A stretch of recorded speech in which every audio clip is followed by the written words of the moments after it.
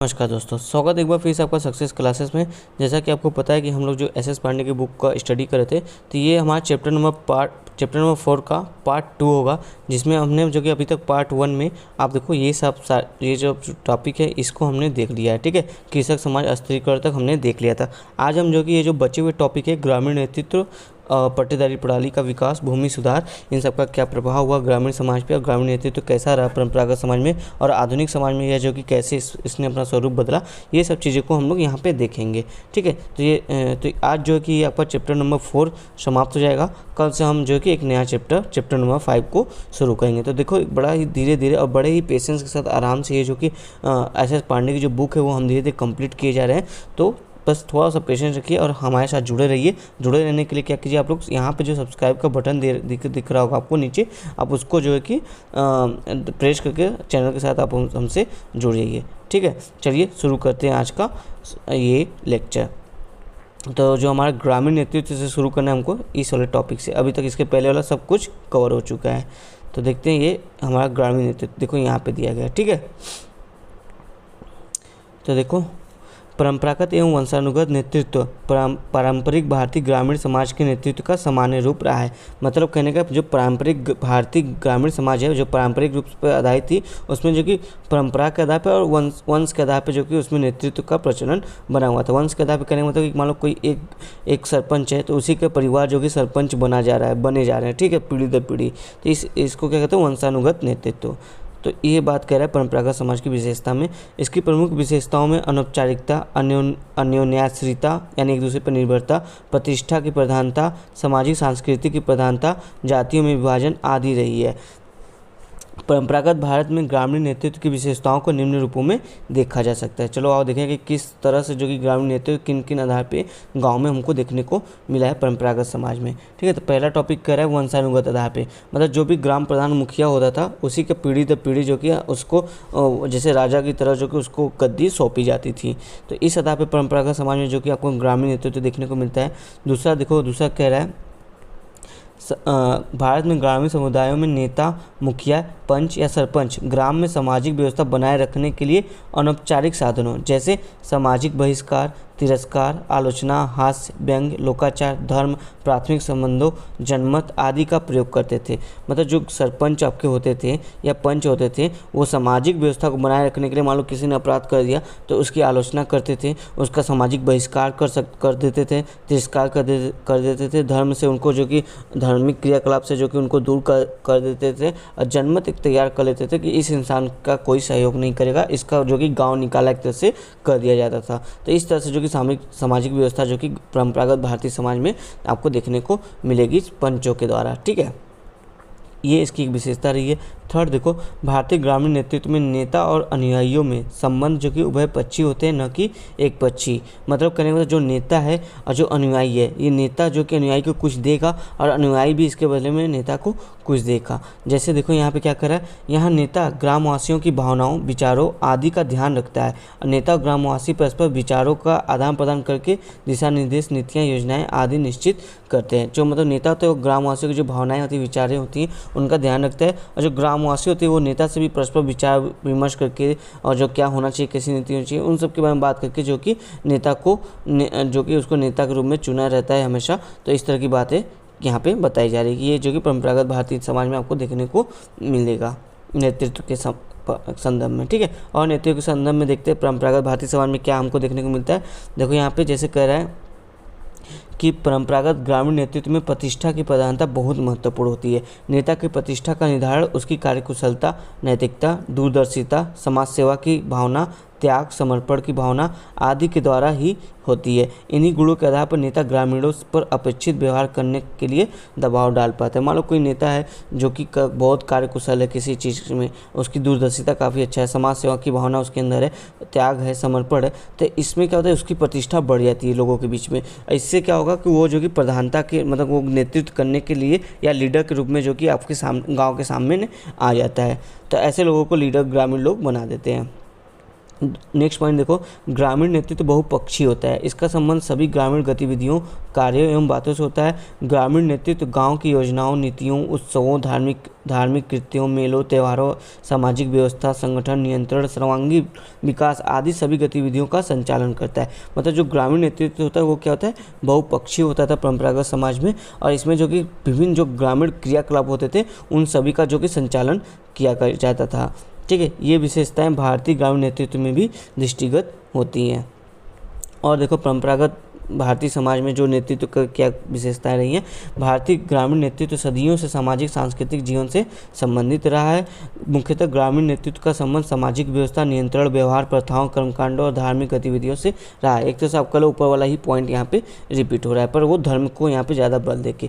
भारत में ग्रामीण नेतृत्व को जातीय स्तर पर देखा जा सकता है। जी हाँ, ये काफ़ी इंपॉर्टेंट पॉइंट है। खासकर भारत के ग्रामीण परंपरागत समाज में आप देखोगे तो जातीय स्तर पर नेतृत्व देखने को मिलता है। जो समाज में मतलब उस गांव में जितना उच्च जाति पर स्थित है उस ज़्यादातर नेतृत्व जो कि उन्हीं जातियों के द्वारा देखा जाता है, और निम्न जाति जो कि नेतृत्व नहीं कर पाते हैं। ठीक है, प्रत्येक जाति की अपनी जाति पंचायत, उसके पदाधिकारी पंच एवं सरपंच होते हैं। ठीक है, अब यहाँ पे देखो पंच और सरपंच अपनी जातियों के स्तर पर अपने अपने जाति समुदाय सदस्यों का नेतृत्व करते हैं, उनके व्यवहारों को नियंत्रित रखते हैं। जाति तथा अंतर्जातीय मामलों में अंतर्जातीय पंचायतें अपराधी को दंड देने की व्यवस्था भी करती हैं। तो इस तरह की बातें आप देखो जाति के आधार पर जो कि नेतृत्व देखने को मिलता है। अब देखो ग्रामीण नेतृत्व के परंपरागत आधार, मतलब कि किस आधार पर जो कि लोग गाँव में जो कि नेतृत्व के आपको देखने को मिलता है, वो आधार क्या है, वो बेस क्या है। ठीक है, वो यहाँ पर बात करने की बात करें। देखो ये पूरा जो बताया ना ग्रामीण नेतृत्व के परंपरागत आधार, देखो ये आपका ये वाला पॉइंट, ठीक है, ये पॉइंट 4 नंबर 5, 6 और ये 7, इतना ये सब पॉइंट है। ये सब कुछ यहीं पे बात करा है। इन सभी का मैंने यहाँ पे सार बता दिया आपको, ताकि इन शॉर्ट रहे चीज़ें, आपके लिए ज़्यादा मतलब उलझने वाली ना हो, आराम से आप समझ लो। देखो ग्रामीण नेतृत्व का जो परंपरागत आधार था, देखो एक तो आधार था भूमि का मतलब कि जिसके पास जितनी अधिक भूमि होती थी वो जो कि अपने गाँव में, उस गाँव में ज़्यादा संपन्नशाली माना जाता था, और वो जो कि नेतृत्व करने के लिए एक सक्षम व्यक्ति माना जाता था। तो एक आधार क्या होता था, भूमि की अधिकता। दूसरा आर्थिक स्थिति। अब जरूरी नहीं किसी के पास भूमि नहीं है, लेकिन हो सकता है वो उसकी आर्थिक स्थिति काफ़ी अच्छी है समाज में, मतलब वो उसका जो कि पीढ़ी दर पीढ़ी से खानदानी उसका कुछ धन हो, उसके पास बहुत सारी ज़मीन हो, तो आर्थिक स्थिति के आधार पर भी जो ज़्यादा संपन्न होता है उन्हें ही नेतृत्व करने का मौका पहले मिलता है। तो इस तरह आधार पर भी आप देखो आर्थिक स्थिति के आधार पर भी जो ग्रामीण नेतृत्व परंपरागत समाज में देखने को मिलता है। तीसरा है धर्म, मतलब जो धार्मिक क्रियाकलाप में काफ़ी प्रखर होते हैं, धार्मिक बातों को, धार्मिक जो परंपरा है उनको, उनके मूल्यों को सब कुछ निभाते हैं, अच्छे से धार्मिक क्रियाविधि के आधार पर करते हैं, तो उनको जो कि ग्रामीण नेतृत्व के करने का अवसर दिया जाता है ज़्यादातर ग्रामीण समाज में। तो ये देखो एक धर्म भी एक आधार है। एक नेक्स्ट पॉइंट आपका जाति व्यवस्था में, जैसे ऊपर मैंने कहा, हमने देखा कि सबसे ऊपर जो जाति में जो जितना ऊपर है उसके नेतृत्व करने के चांसेस उतने अधिक हैं। ठीक है, फिर देखो आयु के आधार पे ग्रामीण समाज में खासकर देखा जाता है कि आयु के आधार पर नेतृत्व बहुत ज़्यादा लोग करते हैं, क्योंकि जो गांव में सबसे ज़्यादा वरिष्ठ होता है, ठीक है, गांव में मतलब जो एक वृद्धजन व्यक्ति होता है, मतलब वो सक्षम होता है, ऐसा नहीं कि वरिष्ठ है तो बीमार हो, नहीं, सक्षम और वरिष्ठ व्यक्ति जो होता है और जो गांव का पूरा नेतृत्व करने का लायक होता है, और वो मतलब गांव के पूरा संचालन करता है, तो ऐसे व्यक्ति को भी ग्रामीण नेतृत्व का जो पदाभार है वो सौंप दिया जाता है। तो ये वाला जो आयु का आधार है ये मैक्सिमम आपको देखने को मिलेगा। फिर देखो इसमें क्या बोला, बहुआयामी व्यक्तित्व, मतलब कि जैसे कि वो क्या करता है, बहुआयामी व्यक्ति, मतलब गांव के सभी क्रियाकलाप को वो देखता है, उत्सव त्यौहार जो भी होता है उन सबको देखता है, उन सब की बात करता है। तो ऐसे लोग मतलब गांव से संबंधित जितने भी क्रियाकलाप होते हैं उसमें काफ़ी एक्टिव होता है। तो ऐसे लोग भी उस गांव के लीडर बनने में के योग्य होते हैं परंपरागत भारतीय समाज में, अगर आप देखोगे तो। ठीक है, फिर उसका बोला शिक्षित व्यक्ति। आप देखोगे ज़्यादातर जो पहले के हमारे गाँव रहे हैं, अभी की बात नहीं हो रहा है, पहले आज़ादी के बहुत पहले की बात हो रहा है, आज़ादी के पहले की, वो सभी वहाँ पर जो कि ग्रामीण समाज में लोग जो कि ज़्यादातर बहुत कम लोग पढ़े लिखे थे, ज़्यादातर लोग अशिक्षित थे। तो उन्हें जो कि अपने कोर्ट कचहरी से संबंधित कोई काम होता था, ठीक है, कोई का सरकारी कामकाज का काम होता था, कुछ भी मतलब मतलब शिक्षित लोगों से जो भी काम होता था, कुछ भी जैसे नियम कानून है, गांव के नीति निर्माण की प्रक्रिया, ये सब चीज़ें हैं, तो उसके लिए क्या है, पढ़े लिखे लोगों की जरूरत पड़ती है। तो गांव में जो पढ़ा लिखा होता था वो सब कुछ इस सब बातों को समझता था। तो वो ऐसे जो अशिक्षित लोगों के बीच में अगर कोई 2-4 पढ़े लिखे लोग हैं तो वो भी गाँव के नेतृत्व करने के योग्य समझे जाते थे। तो शिक्षित व्यक्ति भी एक तरह से समझा जाता था। परंपरागत जीवन यापन, जो कोई व्यक्ति है जो परंपरागत रूप से सभी जीवन अपना पूरा जीवन यापन कर रहा है, उसका पूरा परिवार जो कि उसी आधार पर जीवन यापन कर रहा है, तो ऐसे व्यक्ति भी जो कि गांव के नेतृत्व करने के लिए जो कि योग्य माने जाते हैं। जैसे मान लो कोई धार्मिक गुरु है किसी गांव में, धर्म में उच्च जाति में पैदा हुआ है और धर्म की सारी चीज़ों को फॉलो करता है और धर्म के आधार पर लोगों को एकीकरण, उस समाज में जो कि उसी धर्म के लोग ज़्यादा हैं, तो क्या होता है एक तरह से उसको नेतृत्व करने का अधिकार मिल जाता है। तो ये कुछ बातें थी। एक और आप यहाँ पे ऐड कर सकते हैं कि मान लो कोई ऐसा परिवार है, परिवार के आधार पे कि जिसका देखो परिवार का आकार बड़ा होता है, जिसका मान लो कि आकार बहुत बड़ा है, जिसमें कि परिवार में 40-50 लोग हैं, 60 लोग हैं, इतने लोग हैं और उस परिवार में कोई एक न एक ऐसा इंसान होगा जिसका वर्चस्व जो कि काफ़ी ज़्यादा गाँव, मतलब उसकी पकड़ जो कि गाँव में ज़्यादा होगी, ठीक है। तो ऐसे परिवार के लोगों को भी जो कि प्राथमिकता मिल जाती है नेतृत्व करने की। तो ये भी आपका परिवार का आकार भी एक तरह से आधार माना जा सकता है, कहीं कहीं ऐसा देखने को मिलता है। तो ये सब बातें यहाँ पे यही कही जाती थी कि ग्रामीण नेतृत्व के परंपरागत आधार, यही आप इन शॉर्ट आप यहाँ पे ऐसे लिख सकते हो, ठीक है। तो ये हमने यहाँ पर डिस्कस किया। अब देखो जो ग्रामीण नेतृत्व के आधार थे, इनमें जो परिवर्तन हुआ है आज के समय में, आधुनिक परिवर्तन हुआ है, उसके बारे में हम यहाँ पर डिस्कस करेंगे। तो इसको हम डिटेल से पढ़ते हैं, ठीक है। क्योंकि यहाँ पे कह रहा है भारत में ब्रिटिश शासन काल में हुए आधुनिक मूल्यों के प्रसार ने लोगों को अपने राजनीतिक अधिकारों के प्रति जागरूक किया, जिसने ग्रामीण नेतृत्व को भी प्रभावित किया। ग्रामीण नेतृत्व में उभरते प्रतिमानों को निम्न बिंदुओं के अंतर्गत देखा जा सकता है। पहला देखो क्या क्या बदलाव हुआ। स्वतंत्रता के पश्चात लोकतांत्रिक राजनीतिक प्रणाली को अपनाए जाने के कारण ग्रामीण भारत में भी प्रजातांत्रिक नेतृत्व का प्रादुर्भाव हुआ। पहले नेतृत्व का निर्धारण परंपरा, वंशानुक्रम और जातिगत सदस्यता एवं भू स्वामित्व के आधार पर होता था, जैसे कि हमने यहाँ पे पढ़ा।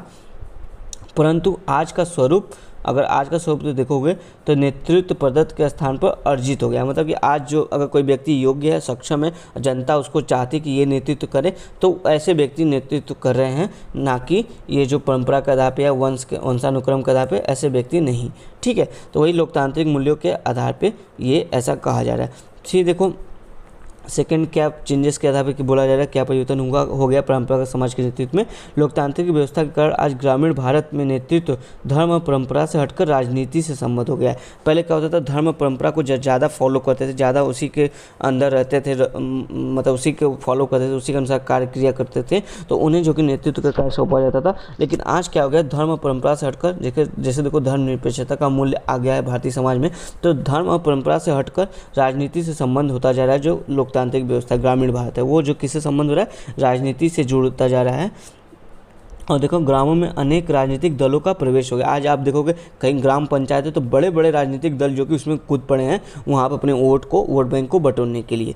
तो राजनीतिक दल जातियों की सदस्यता के बहुमत को ध्यान में रखकर उम्मीदवार के चुनावों में खड़ा करते। कहीं कहीं मान लो कोई राजनीतिक दल है, देखता है कि इस गाँव में जो कि इस जाति के लोग ज़्यादा हैं, तो वो उसी जाति के कैंडिडेट को खड़ा करता है, ना कि किसी और जाति के। तो आप देखोगे अब क्या कि धर्म और परंपरा के बजाय जो कि राजनीतिक दल के आधार पर जो कि ग्रामीणों में जो कि नेतृत्व की भावना देखने को मिल रही है। फिर और नेक्स्ट पॉइंट देखिए, ग्रामीण भारत की परिस्थितियों और लोगों की आकांक्षाओं में परिवर्तन। ठीक है, जो ग्रामीण भारत की परिस्थिति थी अब उसमें सुधार हो गया, उनकी जीवन यापन जो कि अच्छी हो गई है बहुत सारे आधुनिक मूल्य और विकास के कारण, और उनकी जो आकांक्षाएं थी उसमें भी परिवर्तन देखने को मिला है। तो इससे क्या हुआ, नेतृत्व की प्रकृति में भी परिवर्तन हो गया है, मतलब नेतृत्व की प्रकृति भी परिवर्तनशील हो गई है। ग्रामीण अपनी इच्छा अनुसार नए नेताओं का चुनाव मतदान की शक्ति से कर सकते हैं और नेतृत्व संरचना में परिवर्तन भी कर सकते हैं। मतलब वही वंशानुक्रम के आधार पर अब नहीं चल रहा है, अब जो कि मतदान के द्वारा जो कि ग्रामीण जो कि अपने नेता का चुनाव करने को देखते हैं। फिर देखो वयस्क मताधिकार पर चुनाव द्वारा नेतृत्व निर्धारण के कारण नेतृत्व संरचना में उच्च जातियों का प्रभुत्व घट रहा है। इसकी जगह अधिक जनसंख्या वाली मध्यम जातियों का महत्व बढ़ रहा है। सरकार ने औपचारिक पदों में निम्न जातियों के स्थान पर आरक्षित कर दिए हैं। मतलब जो निम्न जाति हैं अगर उनके मतलब उनको भी इस क्या कहते हैं आपको सामाजिक परिस्थिति में ऊपर उठाना है, तो उनके लिए भी जो कि उनको या फिर लोकतांत्रिक चुनाव में उनको शामिल करना है पंचायत स्तर पे या म्यूनिसिपैलिटी के स्तर पे, तो उनके लिए जो कि सीटें क्या कर दिए, आरक्षित कर दिए। लोकसभा और विधानसभा में भी जो कि आप देखोगे जनजातियों के लिए जो कि जनजाति और अनुसूचित जनजाति जो है उनके लिए सीटें आरक्षित करने का प्रावधान किया गया है। तो इस प्रावधान के कारण निम्न जातियाँ मंत्री तक के पदों तक पहुँच रही हैं। ठीक है, फिर देखो नेक्स्ट पॉइंट क्या करें और क्या बदलाव देखने को मिले। आज ग्रामीण नेतृत्व में युवा शक्तियों की संख्या बढ़ी। जैसे हम लोग बोलते थे ना कि पहले परंपरागत जो समाज था उसमें जो बुजुर्ग वर्ग था, जो वृद्ध वर्ग था, उनको जो नेतृत्व करने का अवसर पहले दिया जाता था, युवा को उतना नहीं दिया जाता था। तो आज क्या हो रहा है, युवा की व्यक्तियों की संख्या बढ़ गई है, पॉपुलेशन युवा की ज़्यादा है आज के समय में देखोगे तो लोग अधिक आयु की रूढ़िवादी और परंपरावादी व्यक्तियों के बजाय लौकिक दृष्टिकोण और गत्यात्मक व्यक्ति वाले युवा नेताओं का चुनाव कर रहे हैं, जो परिवर्तन की योजनाओं को स्वीकारे एवं कार्यान्वित करें। मतलब जो समाज में या गांव में परिवर्तन को स्वीकार करता है और उसको लागू करने की भी क्षमता रखता है। तो आज जो कि युवा नेता जो कि काफ़ी पॉपुलर हो रहे हैं, जैसा आज आप देख भी सकते हो। ठीक है, इसी तरह बोला नेक्स्ट पॉइंट में, संविधान द्वारा समानता का अधिकार दिए जाने के कारण महिलाओं का नेतृत्व बढ़ा है। पहले क्या होता था, ये राजनीतिक के क्षेत्र में, नेतृत्व के क्षेत्र में जो कि महिलाओं का अपने घर में ही नहीं जो कि वर्चस्व होता था, मतलब अपने घर में ही वो दबाई जाती थी, तो पूरे गाँव का नेतृत्व कहाँ कर पाएंगी। ठीक है, तो इस तरह की बातें पहले होती थी परंपरागत नेतृत्व में, लेकिन अब संविधान द्वारा जो समानता का अधिकार दिया गया है तो महिलाओं का भी नेतृत्व देखने को मिला है, जो पुरुष प्रधान समाज की नेतृत्व संरचना में क्रांतिकारी परिवर्तन है। संविधान के 73वें और 74वें संविधान संशोधन में पंचायतों और नगरपालिकाओं में कुल स्थानों में से महिलाओं के लिए 1/3 स्थान आरक्षित होंगे। इस प्रकार महिलाओं का ग्रामीण नेतृत्व में 1/3 प्रतिनिधित्व उल्लेखनीय परिवर्तन हुआ है। ठीक है, तो महिलाओं की स्थिति में सुधार हुआ है, महिलाओं का प्रतिनिधि भी अब ग्रामीण समाज में देखने को हमको मिला है। फिर देखो और क्या परिवर्तन देखने को मिला है। देखो ये सब काफ़ी अहम पॉइंट है, इस पर क्वेश्चन पूछे भी गए हैं और आगे आने के भी पूरे चांसेस है, तो आप इनको जरूर से पढ़िए, ध्यान से नोट करते जाइए। आधुनिक संदर्भ में नेतृत्व का विशेषीकरण हो रहा है। नेतृत्व का विशेषीकरण करने का मतलब क्या है, परंपरागत ग्रामीण नेता सामाजिक, आर्थिक, धार्मिक आदि सभी क्षेत्रों में अपना वर्चस्व रखता था, वहीं आज प्रत्येक क्षेत्र का भिन्न भिन्न नेता नेतृत्व प्रदान कर रहा है। ठीक है, मतलब जो विशेषज्ञ है एक तरह से मतलब विभिन्न क्षेत्रों का, तब अलग अलग क्षेत्रों के अलग अलग नेता आज जो कि आपको देखने को मिल रहे हैं।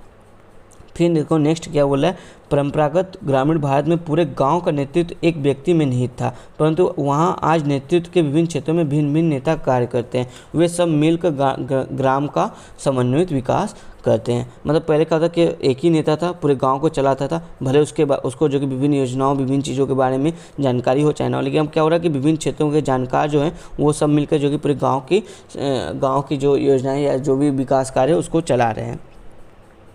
आधुनिक ग्रामीण नेतृत्व में शिक्षा का महत्व काफ़ी बढ़ गया है, क्योंकि ग्रामों में विभिन्न कार्यों के लिए शिक्षा की बहुत आवश्यकता पड़ती है। जैसे ग्राम पंचायत, पंचायत समिति, ग्राम सभा की मीटिंग, सूचनाएं, रुपए पैसों का हिसाब, सरकारी कामकाज, सभा की रिपोर्टें एवं गतिविधियां आदि का रिकॉर्ड रखना पड़ता है। तो जो शिक्षित वर्ग है आज उसको जो कि काफ़ी ज़्यादा मौका देखने को मिल रहा है। ऐसा नहीं कि परंपरा और जाति के आधार पर जो चुना आ रहा है या जो जिसको चुना जा रहा है या जो मजबूत है आर्थिक स्थिति उसको, ऐसा नहीं। जो पढ़ा लिखा व्यक्ति आज उसको जो कि हमारे उम्मीदवार जो मतदाता हैं उनको ज़्यादा पसंद करे, जो कि अच्छी बात है, होनी भी चाहिए। नेक्स्ट देखो और क्या बदलाव देखने को मिला है। परंपरागत ग्रामीण नेतृत्व में वे व्यक्ति ही नेता बन पाते थे जो बड़ी भूमि के मालिक थे। वर्तमान नेतृत्व में इसके प्रभाव में कमियां हुआ है। वर्तमान में नेतृत्व प्राप्त करने के लिए चुनाव में खड़ा होना पड़ता है और नेतृत्व निर्धारण संख्या की शक्ति के आधार पर होता है। मतलब जिसको जितना ज़्यादा वोट, जिसकी जितनी ज़्यादा पकड़, वो जो कि नेतृत्व करेगा। 11वां पॉइंट देखो, परंपरागत ग्रामीण नेतृत्व में उन्हीं व्यक्तियों को सत्ता केंद्रित होती थी जो आर्थिक रूप से संपन्न होते थे, लेकिन अब जनतांत्रिक प्रणाली में नेतृत्व का निर्धारण आर्थिक संपन्नता द्वारा न होकर राजनीतिक गुण एवं अनुयायियों के बहुमत से होता है। ठीक है, तो इस तरह की परिवर्तन आपको देखने को मिल रहा है। संरचना में उच्च एवं पवित्र जातियों के व्यक्ति ही नेता बनते थे। परंपरागत नेतृत्व प्रदत्त था जो वर्तमान में वयस्क मताधिकार के कारण अर्जित हो गया। पहले क्या होता था, जो उच्च जाति का होता था, पवित्र जाति में होता था, उसी को जो कि परंपरा के आधार पर उसी के घर परिवार जो कि नेतृत्व करते थे। लेकिन आज जो कि वयस्क मताधिकार के आधार पर देखोगे तो ये जो कि अर्जित हो गया, ना कि प्रदत्त नेतृत्व है। ठीक है, तो आरक्षण की नीति, लोकतांत्रिक चुनाव ने नेतृत्व के क्षेत्र में धर्म का महत्व को भी समाप्त कर दिया। जो आरक्षण की नीति रही है, लोकतांत्रिक चुनाव की प्रक्रिया रही है, तो इसमें देखोगे आप धर्म का जो महत्व वो समाप्त हो गया। और क्या आपको चेंजेस देखने को मिली है। भारत में परंपरागत ग्रामीण नेतृत्व में भाग लेने वाले व्यक्ति विशेष प्रतिष्ठा प्राप्त एवं उच्च जाति के परिवारों के सदस्य होते थे। आधुनिक लोकतांत्रिक चुनाव प्रणाली के कारण ग्रामीण नेतृत्व में विशिष्ट परिवार के सदस्य होना आवश्यक नहीं है। ठीक है, ये हमने देखा था, वही पॉइंट रिपीट हो रहा है यहाँ पे। भारत में परंपरागत नेतृत्व का परंपरागत नेतृत्व का प्रदत्त प्रतिमान पाया जाता था। मतलब जो अर्जित होता, मतलब अर्जित नहीं था, जो उनके खानदान से मिलता था वही जो कि नेता बनता था, ऐसा सिस्टम चल रहा था। नेता के लिए यह आवश्यक नहीं था कि वह कर्तव्यपरायण हो, ईमानदार हो या समाज के प्रति निष्ठावान हो, लेकिन आधुनिक नेतृत्व में वही व्यक्ति उभर कर सामने आता है जिसमें उपयुक्त गुण, यानी कि वो ईमानदार हो, कर्तव्यपरायण हो और समाज के प्रति निष्ठावान हो। ऐसे व्यक्ति ही जो कि आप देखोगे आज के समय में नेतृत्व के रूप में आ रहे हैं। ठीक है, निष्कर्षतः कहा जा सकता है कि भारत में ग्रामीण नेतृत्व उपयुक्त प्रतिमानों के साथ साथ अपने उज्जवल भविष्य की ओर अग्रसर है, जो समेकित ग्राम्य विकास की संभावनाओं को मजबूत करते हैं। तो देखो, जो परंपरागत नेतृत्व समाज था, परंपरागत समाज था जिसमें ग्रामीण नेतृत्व होता था, उसमें और आज में काफ़ी परिवर्तन देखने को आपको मिला है। किसके आधार पे? लोकतांत्रिक मूल्यों के आधार पे, शिक्षा के आधार पे, और विभिन्न कारण रहे हैं जैसे जैसे धर्मनिरपेक्षता जो मूल्य है, समानता का जो अधिकार है, इन सब के आधार पे जो कि काफ़ी ज़्यादा परिवर्तन आपको देखने को मिल रहे हैं। अब चलो यहाँ से पढ़ते हैं पट्टेदारी प्रणाली का विकास। ठीक है, हमारा ये जो नेक्स्ट टॉपिक है क्या है? पट्टेदारी प्रणाली का विकास। परंपरागत भारतीय समाज में गांव की भूमि का बंदोबस्त गांव के लोगों के हाथों में होता था। AR देसाई जी बताते हैं, जो जैसे परंपरागत समाज था आज़ादी के बहुत पहले, उसमें जो कि गांव का भूमि का बंदोबस्त, मतलब कौन सी भूमि पे कौन खेती करेगा, ये सब जो कि किसके हाथों में था? गांव के लोगों के ही हाथ में था, और इस क्षेत्र में राज्य का कोई हस्तक्षेप नहीं होता था। ये AR देसाई का स्टडी है, वो बताते हैं अपना।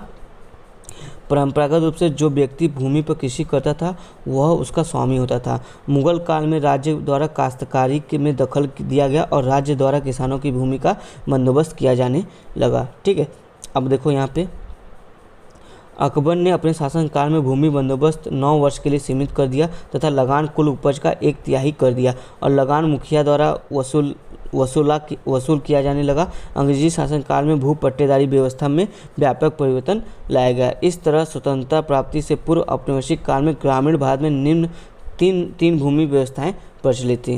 देखो, स्वतंत्रता से पहले जब हम अंग्रेजों के गुलाम थे तब 3 तरह की जो कि आपकी पट्टेदारी व्यवस्था थी।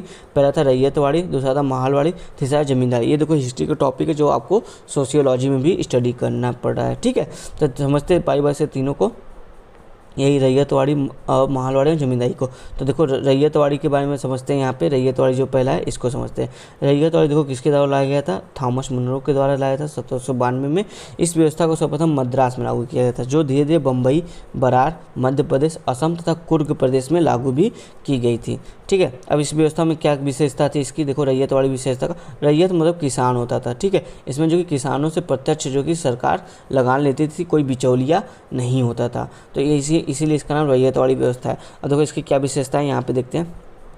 पहला विशेषता बता रहा है, किसान भूमि का स्वामी होता था, वह इसे हस्तांतरित, बंधक एवं विक्रय कर सकता था। बंधक मतलब कि गिरोह पे दे सकता था, मतलब कि आप अपनी भूमि जो कि कुछ टाइम के लिए किसी को देता था, उसके बदले पैसे लेता था, और जब पैसे चुका देता था तो वो अपनी ज़मीन छुड़ा लेता था। इस तरह की बातें थी। ठीक है, तो किसान भूमि का स्वामी होता था, वह इसे हस्तांतरित, बंधक व विक्रय कर सकता था। उसे भूमि किसी को खेती के लिए देने का भी अधिकार था। ठीक है, ये इसकी विशेषता थी। दूसरा क्या था? भूस्वामी सरकार का सीधे से संबंध होता था। जो जैसे गांव का जो किसान होता था वो उसका भूस्वामी माना जाता था। अब किसान और सरकार का, देखो किसान और सरकार का डायरेक्ट संबंध होता था, बीच में कोई बिचौलिया नहीं होता था। ठीक है, थर्ड देखो, जब तक भूस्वामी सरकार को लगान देता रहता था तब तक वह भूमि का स्वामी रहता था, और जब से वो लगान देना बंद कर देता था तो सरकार उसकी भूमि को जो कि जब्त कर लेती थी।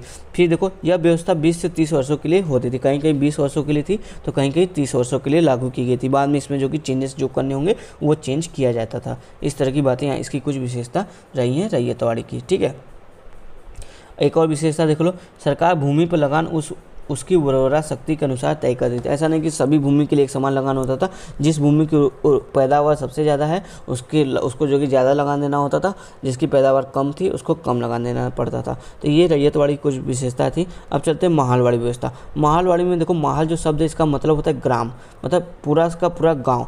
मतलब जो गाँव का मुखिया होता था वो सभी गाँव के सभी किसानों से जो आपका होता था लगान वो वसूलता था सबसे लेके जो मुखिया, जो कि फिर मुखिया सबसे कलेक्ट करके लगान जो कि ब्रिटिश गवर्नमेंट को दे देता था। तो इसमें भी देखो कोई जमींदार जागीरदार नहीं था, इसमें भी बिचौलिया नहीं थे। बिचौलिया जो लिंक का काम कर रहा था वो कौन था? गांव का मुखिया। देखो माहलवाड़ी व्यवस्था जो कि 1833 ईस्वी से सर्वप्रथम आगरा और अवध में लागू की गई, जो बाद में पंजाब व मध्य प्रदेश में भी विस्तारित की गई। महाल का अर्थ ग्राम है। इस व्यवस्था की निम्न विशेषताएं, अब देखते हैं इसकी क्या विशेषताएं रही हैं माहलवाड़ी व्यवस्था की। माहलवाड़ी व्यवस्था में भूमि पर समस्त ग्राम का संयुक्त स्वामित्व होता था। मालगुजारी या फिर नंबरदार एकत्रित करके सरकारी कोष में जमा करता था। जैसे जो मालगुजारी था, मतलब जो लगान वसूलता था, वो उसे कलेक्ट करके सरकारी कोष में जमा कर देता था। इसको क्या बोलते थे? नंबरदार भी बोलते थे। ग्राम की बंजर एवं बेकार भूमि, वृक्ष, कुएं आदि ग्राम की संयुक्त संपत्ति होती थी। मतलब ये सभी जो बेकार भूमि है, वृक्ष, कुएं, ये सबके लिए सार्वजनिक होती थी, सब लोग इसको यूज कर सकते थे। फोर्थ क्या था? अगर कोई कृषि भूमि छोड़ देता था तो वह ग्राम की संयुक्त संपत्ति, मतलब जो इस तरह की संपत्ति थी, उसमें शामिल हो जाती थी। पांचवा क्या पॉइंट इसका विशेषता है? पूर्व के प्रमाण बंटवारे का आधार होता था। मतलब जो जिसके पास जो प्रमाण है, पहले का प्रमाण है कि ये यहाँ पे वो खेती करता था, यहाँ पे कोई और खेती करता था, उसी आधार पे जो कि लैंड जो कि गाँव में लोगों को बांट दिया जाता था खेती के लिए। तो ये कुछ हमने समझा माहलवाड़ी की विशेषताएं। अब चलते हैं हम जमींदारी व्यवस्था की विशेषताओं को देखते हैं। ठीक है, जमींदारी व्यवस्था मुगल शासन काल में प्रारंभ हुई। ईस्ट इंडिया कंपनी ने 1765 ईस्वी में मुगल शासन को 26 लाख रुपए देकर बंगाल, बिहार और उड़ीसा राज्यों से में भूमि कर वसूल करने का अधिकार प्राप्त कर लिया था। ठीक है, जो वही ईस्ट इंडिया कंपनी ने जो कि मुगल साम्राज्य को हरा कर, बंगाल के नवाब को हरा कर, जो कि बंगाल, बिहार, उड़ीसा के राज्यों का जो भूमि कर वसूल करने का अधिकार था उसे प्राप्त कर लिया था। इसके बाद 1793 ईस्वी में लॉर्ड कॉर्नवालिस, ये नाम याद रखिएगा, लॉर्ड कॉर्नवालिस ने भूमि का स्वामित्व जमींदार को देकर स्थायी बंदोबस्त कर दिया था। मतलब अब इसमें देखो एक जमींदार बीच में आ गया था, जो ग्रामीण कृषक थे उनसे जो लगान वसूलता था, और वो लगान जो कि अंग्रेजों को दे देता था। कितना लगान चाहिए था? देखो 10/11, मतलब 11 भाग होता था लगान का। 11 भाग में से 10 भाग जो कि अंग्रेज लेते थे और 1 भाग जो कि जमींदार लेते थे। ठीक है, तो इस तरह की व्यवस्था थी, और यह जो कि एक स्थायी व्यवस्था थी। मतलब इसमें कोई परिवर्तन की बात नहीं थी, ये लंबे समय तक चलता रहता था। इसकी कुछ विशेषता देखो, जमींदार भूमि का स्वामी होता था। इसमें जो भूमि का स्वामी किसान का न मान के किसको माना जाता था? जमींदार को, और उसे किसी को भी भूमि देने और बेदखल करने का अधिकार था। ठीक है, स्थायी बंदोबस्त का सेकंड पॉइंट देखो, स्थायी बंदोबस्त के अनुसार जमींदार सरकार को भूमि कर देता था। कितना भूमि कर देता था? वही आपका 10/11, यहाँ पे उल्टा लिख दिया मैंने, 10/11 भाग देता था, और 1/11 भाग 11 पार्ट का एक हिस्सा जो कि अपने पास रखता था। अब देखो, जमींदार किसानों से मनमाना कर वसूलता था। वो अधिक से अधिक जो कि जमींदार धन संचयन के लिए जो कि अधिक से अधिक जो कि टैक्स जो कि वसूलता था, जितना ब्रिटिश गवर्नमेंट ने तय किया था उससे भी ज़्यादा ये वसूलते थे। सामान्यतः जमींदार खेती नहीं करता, जो जमींदार होता था वो खेती नहीं करता था, बस वो टैक्स वसूलने का काम करता था, रेवेन्यू के लिए कलेक्ट करता था। जमींदार एक प्रकार से सरकार और कृषक के बीच मध्यस्थ यानी बिचौलिया का कार्य करता था। जमींदारी व्यवस्था देखो 2 तरह की थी, स्थायी व्यवस्था थी, अस्थायी व्यवस्था थी। अस्थायी व्यवस्था में सरकार द्वारा भूमि कर कुछ समय के लिए निश्चित किया जाता था, और सरकार जब चाहे तब भूमि कर में परिवर्तन कर सकती थी। जबकि जो स्थायी व्यवस्था था उसमें भूमि कर निश्चित था, उसमें कोई परिवर्तन नहीं कर सकते थे। तो ये कुछ इसकी विशेषताएं रही थी। अब चलते हैं अपने नेक्स्ट टॉपिक की तरफ। क्रम में आगे देखते हैं हम लोग। अंग्रेजी शासनकाल में प्रचलित पट्टेदारी उपरोक्त सभी व्यवस्थाओं ने जमींदार, जोतदार आदि के रूप में एक ऐसे बिचौलियों के वर्ग को जन्म दिया जो किसान एवं सरकार के बीच की कड़ी था और उपज का अधिकांश भाग हड़प लेता था। इस प्रकार इस व्यवस्था से कृषक संबंधों में घोर शोषण का उत्पन्न हुआ। ठीक है, जो जमींदार था वो अत्यधिक जो कि लगान लेने के लिए क्या होता था, इससे जो कि आपको देखने को मिला कि कृषक संबंधों में घोर शोषण उत्पन्न हुआ, जिसकी परिणति अनेक कृषक आंदोलनों के रूप में हुई। ठीक है, फिर उसका देखो नेक्स्ट पॉइंट क्या करें। स्वतंत्रता प्राप्ति के पश्चात शोषणकारी कृषक सामाजिक संरचना में परिवर्तन लाने के उद्देश्य से भूमि सुधार आदि कार्यक्रमों द्वारा प्रचलित पट्टेदारी व्यवस्था में व्यापक परिवर्तन किया गया। मतलब जो आज़ादी जब हुआ तो ये जो शोषणकारी कृषक सामाजिक व्यवस्था था, इसको जो कि ख़त्म करने के लिए, इसमें परिवर्तन लाने के लिए जो कि भूमि सुधार के कई कार्यक्रम चलाए गए, जिससे पट्टेदारी व्यवस्था में व्यापक परिवर्तन किया गया तथा जमींदारी उन्मूलन कानूनों द्वारा जमींदारों और जागीरदारों आदि के रूप में इस बिचौलिए वर्ग को समाप्त कर दिया गया। इन प्रयासों से विशिष्ट तौर पर शोषणकारी कृषक संबंधों में कुछ सुधार संभव हुआ, परंतु यह व्यवस्था पूरी तरह से समाप्त नहीं हो पाई और आज भी ग्रामीण भारत में प्रचलित पट्टेदारों के निम्न स्वरूप इस शोषणकारी व्यवस्था की निरंतरता को परिलक्षित करते हैं। मतलब जो ये कानून बनाया गया बिचौलिए वर्ग को समाप्त करने के लिए और जो पट्टा की बात चलती थी, पट्टे पर जो कि किसानों को जो कि कृषि करने के लिए, ये सबको समाप्त करने की बात चाहिए, लेकिन ये आज भी जो कि अप्रत्यक्ष तौर पे आपको परोक्ष रूप से देखने को मिलता है, ये पूरी तरह से समाप्त नहीं हुई है। देखो पट्टाधारी विभिन्न रूप से होता था, उसके कुछ 3-4 पॉइंट आप देख लो। जैसे देखो एक होता था नगद पट्टाधारी, तो इसमें क्या होता था, ये पट्टेदार भूमि के किराए के रूप में भूस्वामी को एक निश्चित लगान देते थे। जब तक भूमि का पट्टा उनके पास होता है उन्हें यह लगान देना होता है। मतलब कि मान लो ये एक भूमि है, यहाँ पे कोई एक श्रमिक किसान है, वो आता है यहाँ पे बोलता है सर ये कोई एक व्यक्ति है, बोलता है सर ये आपकी भूमि है, सर ये आपकी भूमि है, हमें इस पे जो कि खेती करना है। तो ये बोलता है, और ये आदमी जो कि इसको ऐसे खराब इसका पड़ा रहता है, ये इस पे कुछ काम नहीं करता, तो ये बोलता है ठीक है तुम ले लो, पर मुझे इसका कुछ किराया चाहिए। तो एक किराया फिक्स हो जाता था। ये पहले ही उसका जैसे एक फसल चक्र का या 2 फसल चक्र यानी कि 6 महीने का या 1 साल का किराया जो फिक्स होता था, वो इसको किराया रुपए के रूप में देता था, नगद के रूप में देता था। इस पर जो भी फसल होता था वो इसका होता था। तो इस तरह से एक पट्टेदारी की व्यवस्था चलती थी, जिसको हम लोग क्या बोलते थे, नगद पट्टेदारी व्यवस्था। दूसरा था बटाईदार नकद पट्टेदारी। ये पट्टेदार अपने लगान का एक भाग नगद के रूप में तथा दूसरी भाग अपनी फसल के कुछ हिस्से के रूप में भूस्वामी को देते थे। वही बात है, मतलब कि जो भी तय होता था कि आपको इतना हमको मतलब देना है, रेंट जितना भी रेंट देना, तो एक रेंट का एक भाग जो कि कैश देता था और रेंट का आधा भाग जो है कि कह लो आधा या कुछ 40% या 50% जो भाग होता था उसको जो कि ये जो फसल उगाया उसी में उसकी जो जितनी कीमत होती थी उतना भाग जो कि उसको दे देता था। तो इस तरह की बात, इस तरह की भी पट्टेदारी देखने को मिली, जिसको क्या बोलते हैं, बटाईदार और नकद पट्टेदारी। ठीक है, फिर देखो थर्ड क्या है, बटाईदार पट्टाधारी। ये पट्टेदार अपनी फसल का एक हिस्सा भूमि के मालिक को दे देते हैं। यहाँ पे कोई नगद पैसा नहीं दिया जाता था, बस जितना फसल होता था, मान लो ये हुआ तो 40% या 50% फसल जो कि भूमि के मालिक को दे दिया जाएगा, और बाकी जो शेष बचा वो जो कि किसान रख लेगा अपने पास। फिर एक और है बटाईदार। ये बटाईदार भूपति की देखरेख में उसकी भूमि पर कृषि करते हैं, अपनी फसल का एक हिस्सा ये बटाईदार भूपति को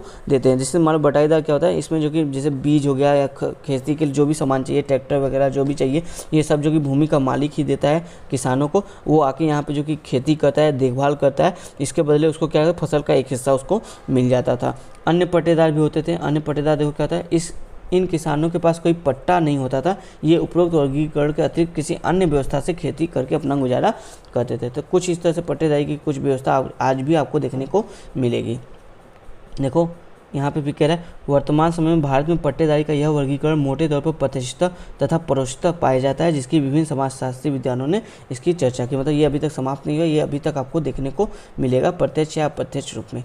अब देखो ये वाला जो टॉपिक ना, यहाँ से जो कि भारत में भूमि सुधार का, यहाँ पे भूमि सुधार लिखा था, वो आपका इसको जो कि PDF बनाते समय यहाँ पे कट गया। तो यहाँ से जो कि भूमि सुधार का टॉपिक हमारा कंटिन्यू हो रहा है। ठीक है, चलो शुरू करते, देखते क्या बोला यहाँ पे। भारत में ब्रिटिश कालीन कृषि संरचना में कृषक संबंधों का स्वरूप सामंती था। इन संबंधों में निहित शोषण जो कि तनाव एवं संघर्ष को उत्पन्न करती थी। खेत छोटे छोटे टुकड़ों में बिखरे हुए थे, जिसके कारण कृषि कार्य अलाभकारी हो गया था। तो एक मतलब भूमि सुधार का एक बैकग्राउंड बता रहा है कि कैसे जो कि भूमि सुधार से पहले जो कि कृषक जो भूमि था उसका जो कि बंटाधार अंग्रेजों ने कर दिया था। तब यहाँ पे आगे देखो, स्वतंत्रता पश्चात प्रचलित कृषक संरचना में सुधार का प्रयास किया गया। किस समिति के आधार पर, नेहरू समिति और कुमरप्पा समिति के सुझाव के आधार पर जो कि आज़ादी के बाद से जो कि इसमें सुधार का प्रयास किया गया। इसका उद्देश्य कृषि के उपरोक्त सामंती ढांचे में आवश्यक परिवर्तन करके कृषक संबंधों में समानता एवं सामाजिक न्याय की स्थापना करना तथा कृषि का आधुनिकीकरण करके अधिक उत्पादन, अधिक कार्यकुशलता और उच्च अर्थव्यवस्था के स्तर को प्राप्त करना था। तो भूमि सुधार का जो उद्देश्य था, क्या क्या था उसका, देखो ये था समानता एवं सामाजिक न्याय की स्थापना करना, कृषि का आधुनिकीकरण करना, अधिक उत्पादन करना, अधिक कार्य कुशलता और उच्च अर्थव्यवस्था के स्तर को प्राप्त करना। ये भूमि सुधार का मुख्य उद्देश्य था।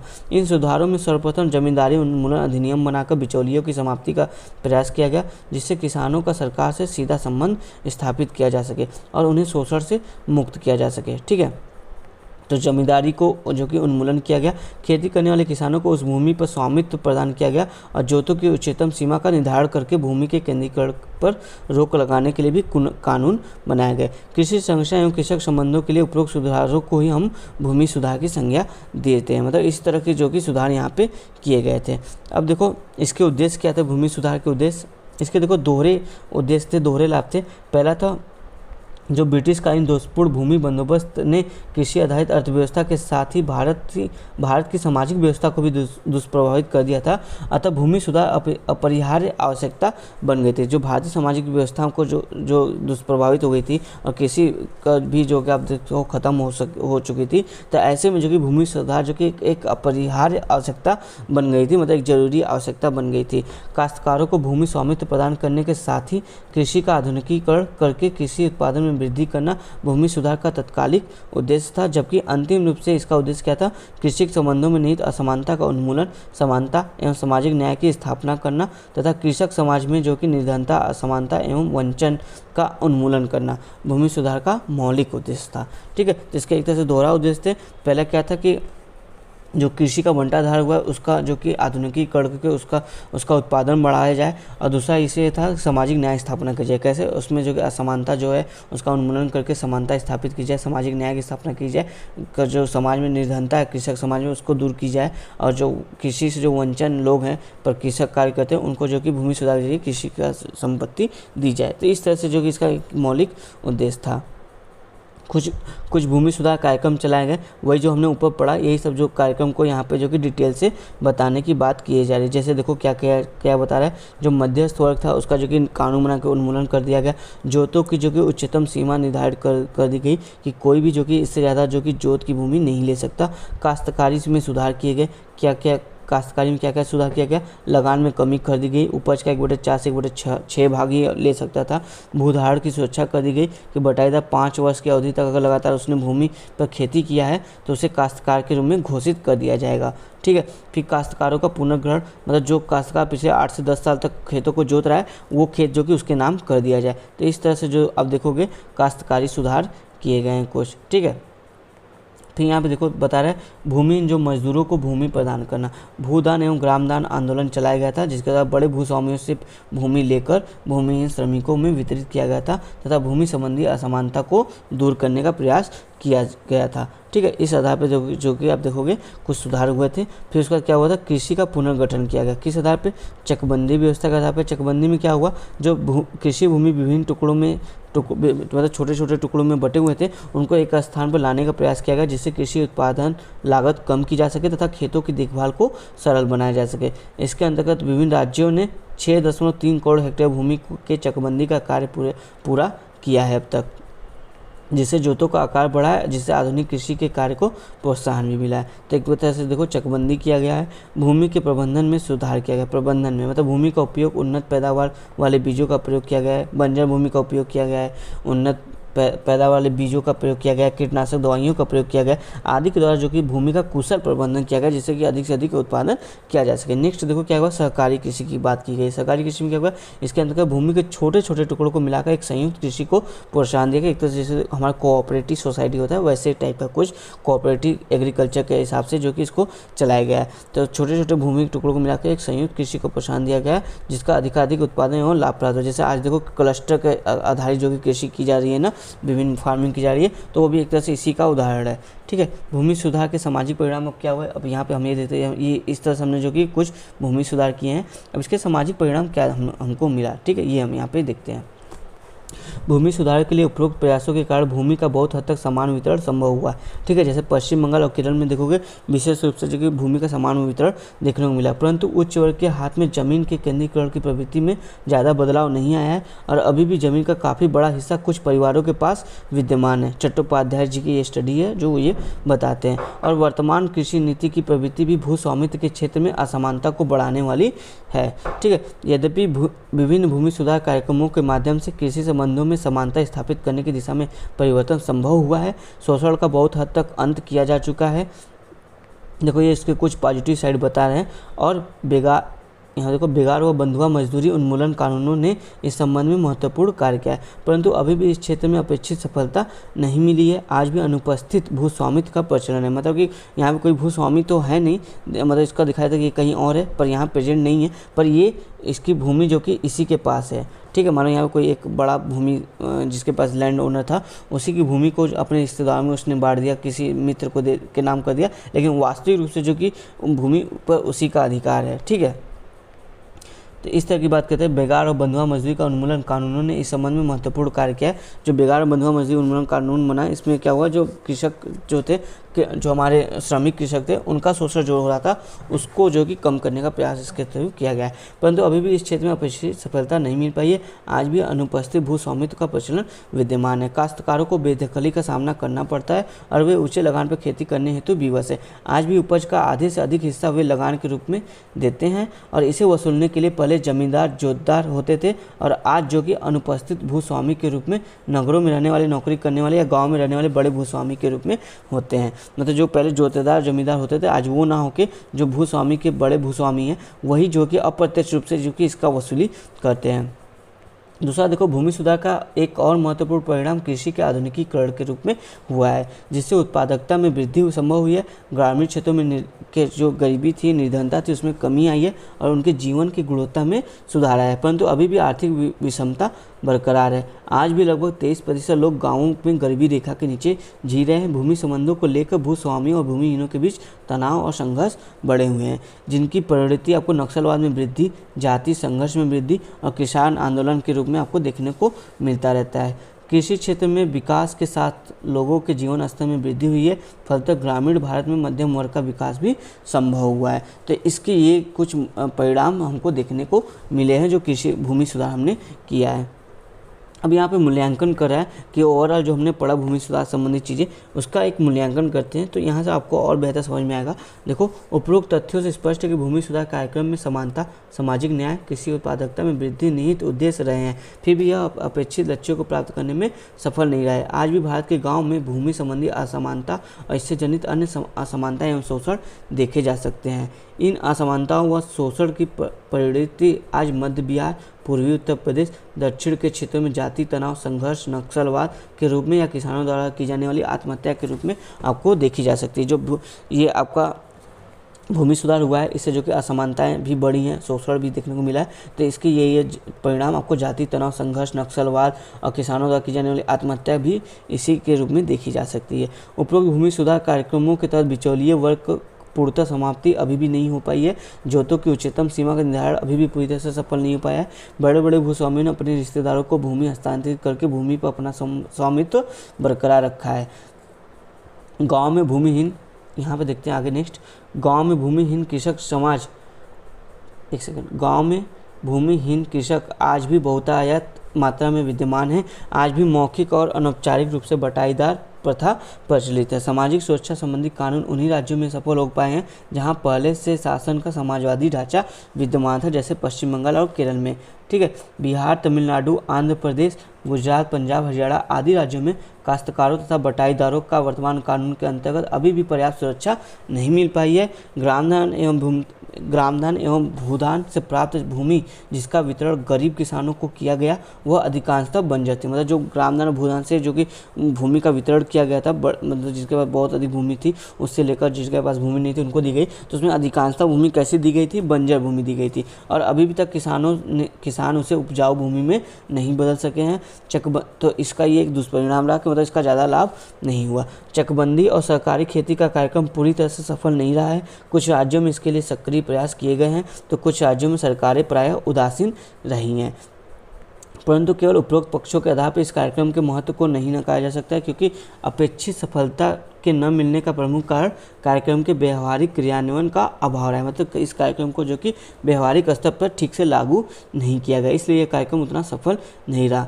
जहाँ भी इसे सही ढंग से लागू किया, जैसे पश्चिम बंगाल और केरल में, वहाँ इसने जो कि अपेक्षित परिणामों का उत्पन्न किया है तथा ग्रामीण समाज में समानता की दिशा में अग्रसरित कर कृषि के आधुनिकीकरण को संभव बनाया है। स्वतंत्रता के पश्चात राष्ट्रीय सरकार ने संविधान में 13 बार संशोधन कर 277 भूमि कानूनों को 9वीं अनुसूची में शामिल किया है।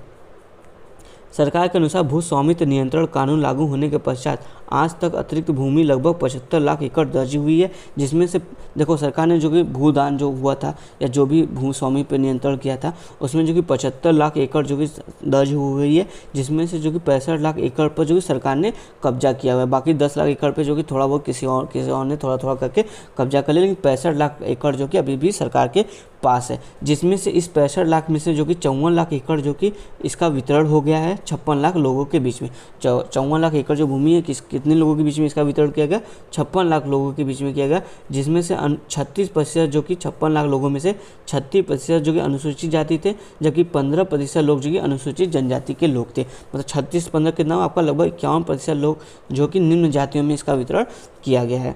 तो ये आंकड़े भी इस कार्यक्रम की सफलता को प्रदर्शित करते हैं। अतः आवश्यकता इस बात की कि बदली हुई परिस्थितियों में इन कार्यक्रमों को कुछ एक संशोधन के साथ समुचित रूप से क्रियान्वयन किया जाए, तभी एक समृद्ध एवं समतामूलक कृषक समाज की स्थापना हो सकती है। क्योंकि वैश्वीकरण और नई आर्थिक नीति के वर्तमान ढांचे में निजीकरण निरंतर प्रोत्साहित हो रहा है और कृषि के बाजारीकरण की नीति ने कृषक असमानता की संभावना को पुष्ट कर दिया है। ऐसी स्थिति में भूमि सुधार कार्यक्रम का महत्व भारतीय कृषक समाज के लिए और अधिक महत्वपूर्ण हो गया है। तो देखो यहाँ पे आपका ये चैप्टर समाप्त होता है। आगे ये जो कि क्वेश्चन आंसर है, तो यहाँ तक हमने जो कि चैप्टर नंबर 4 जो कि समाप्त कर दिया। तो जो इसका ये जो मूल्यांकन वाला पार्ट है ना, ये पूरा एक तरह से सारे जितना हमने भूमि सुधार से संबंधित चीज़ें पढ़ा, क्या क्या हुआ, तो आप जो कि उतना वो सब चीज़ अगर ध्यान नहीं रखोगे, लेकिन इस चीज़ को पूरा अच्छे से एक एक पॉइंट को इसमें से निकाल के शॉर्ट नोट बना लो, तो ये काफ़ी अच्छा भूमि सुधार संबंधित कोई भी क्वेश्चन आएगा तो आप आसानी से टैकल कर लोगे। ठीक है, तो चलो कल मिलेंगे अपने नेक्स्ट चैप्टर नंबर 5 के साथ। तब तक के लिए नमस्कार दोस्तों, धन्यवाद।